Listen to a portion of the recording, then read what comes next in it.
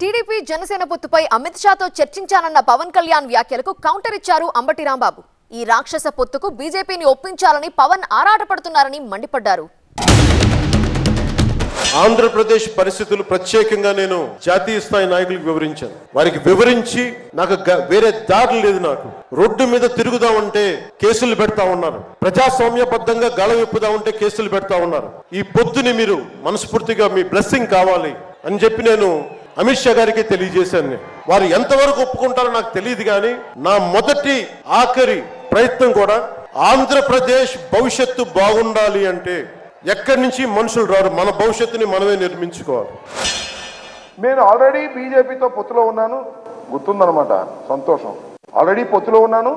నేను తెలుగుదేశంతో పొత్తులోకి వెళ్ళాను. మా ఇద్దరి పొత్తుని ఆశీర్వదించమని మేము అమిత్ షా గారిని అడిగాము అన్నారు. ఏమి లాజిక్ అయ్యేది నాకు అర్థం కాల, ఏమి అన్యాయం అయ్యా నాకు ఇది అర్థం కాల, ఏమి నైతికత అయ్యా పవన్ కళ్యాణ్ గారు నాకు అర్థం కాల. అర్థమైతే మీరైనా చెప్పండి.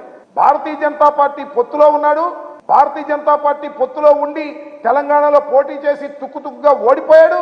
ఇవాళ ఏమంటా అంటే నేను తెలుగుదేశంలో పొత్తులో పెట్టుకున్నాను, మీరు ఆశీర్వదించమంటున్నాడు. అంటే అసలు పొత్తులో ఉన్నావా లేదా? నీకు అలవాటేలే.